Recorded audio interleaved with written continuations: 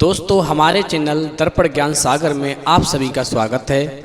तो मित्रों, आज का विषय है स्त्री का कौन सा रूप उसे समय से पहले विधवा बना देता है। हर स्त्री यही चाहती है कि वो सुहागन होकर ही मृत्यु को प्राप्त हो, क्योंकि विधवा होने के बाद उसे जमाने की हजारों कठिनाइयों से गुजरना पड़ता है। एक पति ही पत्नी के लिए सर्वोपरि होता है।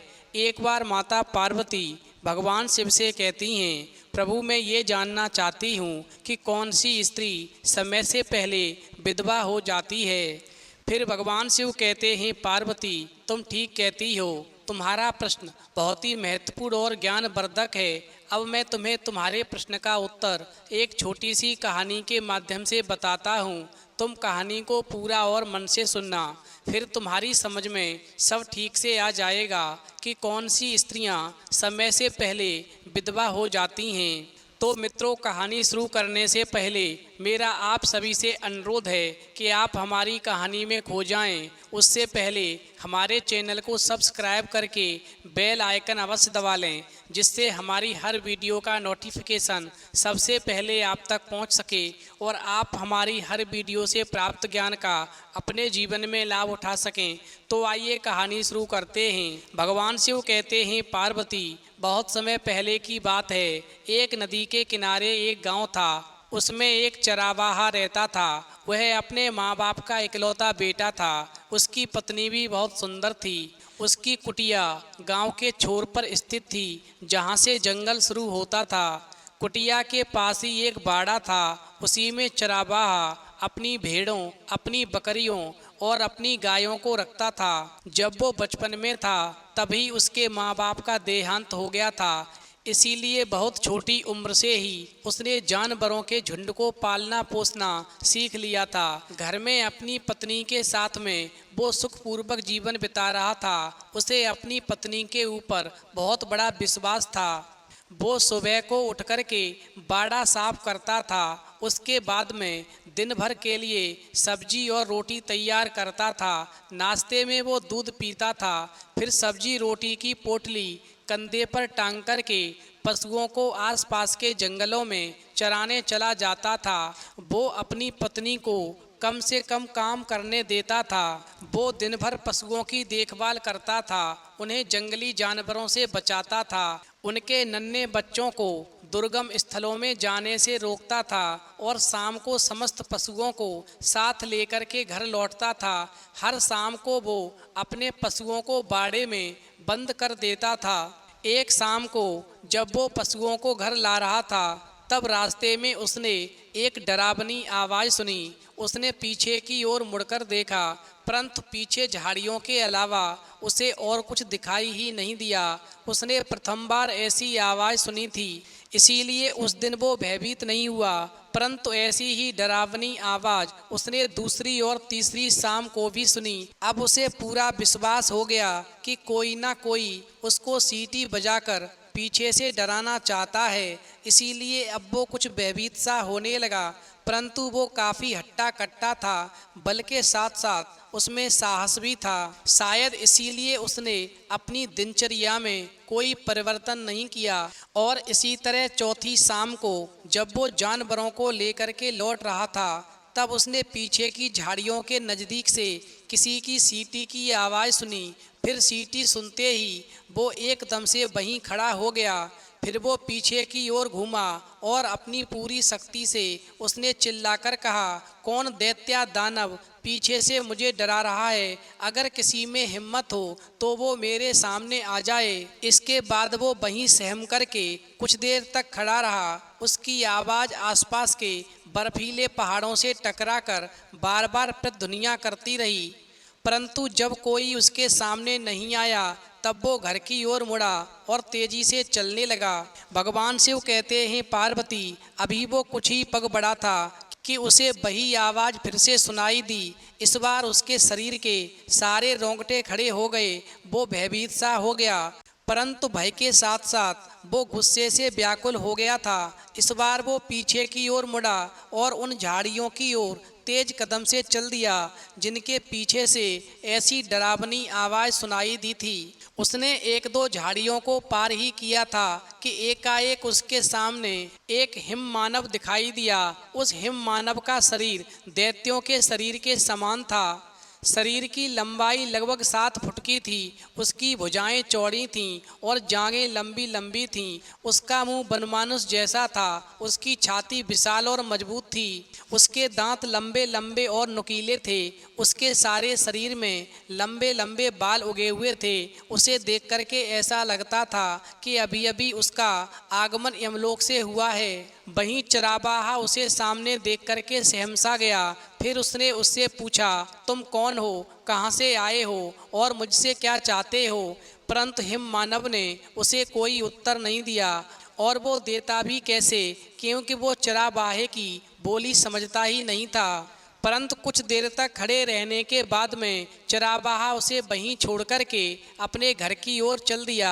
परंतु उसके आश्चर्य का ठिकाना नहीं रहा जब उसने देखा कि हिम मानव भी उसके पीछे पीछे आ रहा है। वहीं घर आकर चरावाहे ने पशुओं को बाड़े में बंद कर दिया। इसके बाद में वो कुटिया में गया। उसने हाथ मुंह धोया और भोजन खाने बैठ गया। परंतु चरावाहा जो काम करता था उसको देख देख करके हिम मानव भी वही वही काम करता जाता था। यानी बैठना उठना, हाथ मुंह धोना, हम कह सकते हैं कि चरावाहे की हूबहू वो नकल करता जाता था। वहीं चरावाहे ने जैसे ही एक रोटी का टुकड़ा मुंह में डाला, वैसे ही हिम मानव ने भी एक रोटी का टुकड़ा मुंह में डाल लिया और उसे चबा चबा कर निगल गया। परंतु जैसे ही उसे सब्जी और रोटी का स्वाद लगा, वैसे ही उसने चरावाहे की सारी सब्जी रोटी छीनकर खा डाली। इस प्रकार उस रात चरावाहा भूखा सो गया। दिन भर का थका हारा होने के कारण चरावाहा जो था हिम मानव से कुछ भी नहीं कह सका। हिम मानव भी वहीं सो गया। परंतु दूसरे दिन सवेरे के समय जब चरावाहे की नींद खुली, तब उसने अपने को घर में अकेला ही पाया। हिम मानव गायब था। भगवान शिव कहते हैं, पार्वती, हर रोज की तरह उसने सवेरे खाना बनाया और जानवरों को चराने चला गया। वहीं शाम को लौटते समय वो हिम मानव उसके पीछे पीछे घर आया और पहली रात के समान ही उसने उसका सारा भोजन चट कर लिया। दूसरी रात को भी चरावाहे को भूखा सोना पड़ा। तीसरी रात को भी यही हाल रहा। अब तो चरावाहा जो था चिंतित सा हो गया। उसने सोचा, आखिर कब तक ये सिलसिला चलता रहेगा और कब तक उसे भूखे पेट सोना पड़ेगा। इसीलिए चौथी रात को हिम मानव ने भोजन लेने के लिए जैसे ही हाथ बढ़ाया तो चरावाहे ने जोर का धक्का देकर के उसके हाथ को अलग कर दिया। फिर क्या था, दोनों में हाथापाई होने लगी। इस प्रकार इस छीना झपटी में सब्जी और रोटी तो इधर उधर बिखर गई, परंतु उनकी लड़ाई जारी रही। वहीं दोनों के शारीरिक बल समतुल्य थे, इसीलिए बहुत देर तक लड़ने पर भी उनमें से किसी की भी जीत नहीं हुई। वहीं लड़ते लड़ते जब दोनों थक कर के चूर चूर हो गए, तब वो अलग थलग लुढ़क करके सो गए। परंतु अगले दिन सवेरे हिम मानव अन्य दिनों के समान लापता था।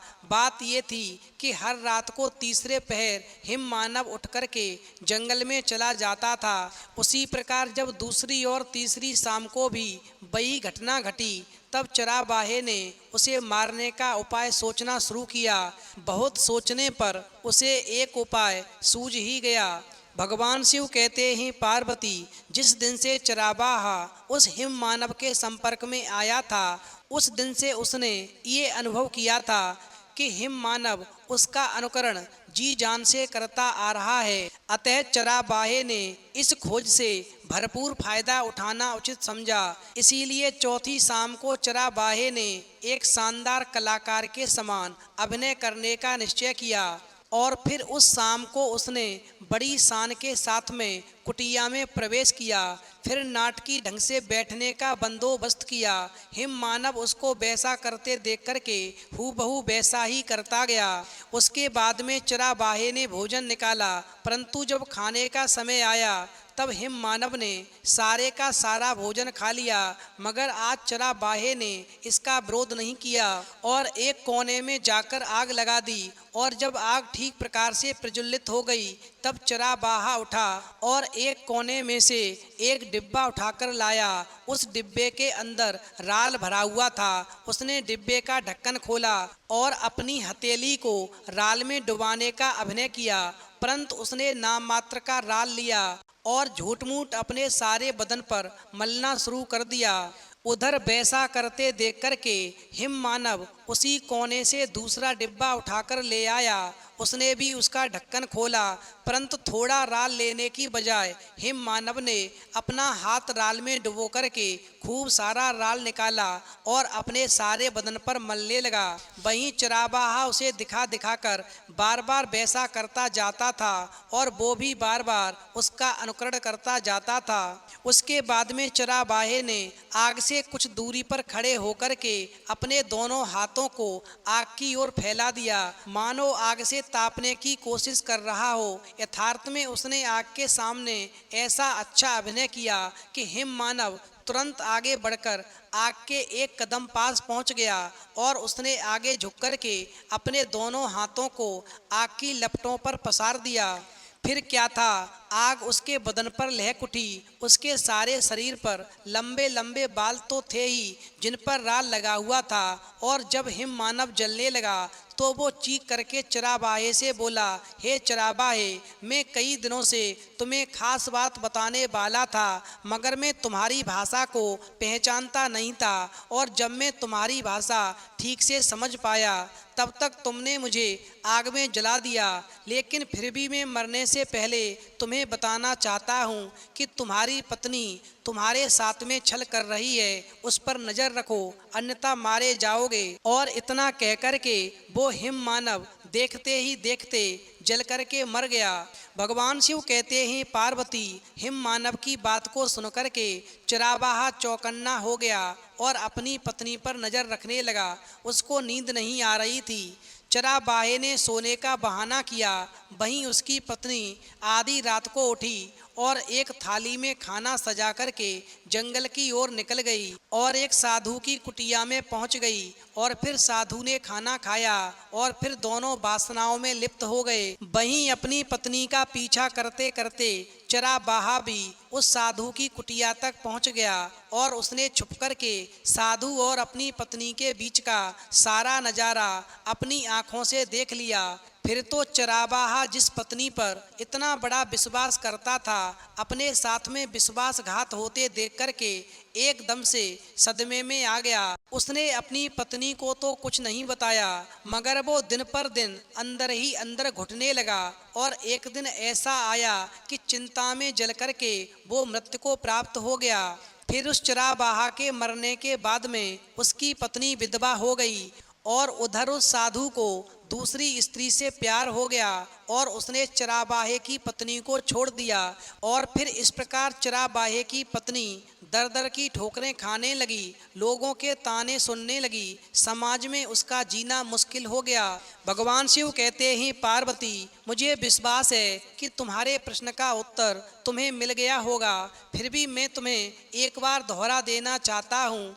जो स्त्री चरित्रहीन होती है, जिसका चरित्र उज्जवल नहीं होता, या तो वो स्वयं अपने पति को मरवा देती है और विधवा हो जाती है, या फिर जब उसका पति उसके चरित्रहीन रूप को देख लेता है और जब उसकी कुछ भी नहीं चलती और बेबस होता है तो अंदर ही अंदर घुटने लगता है और जल्दी ही घुटने के कारण मृत्यु को प्राप्त हो जाता है।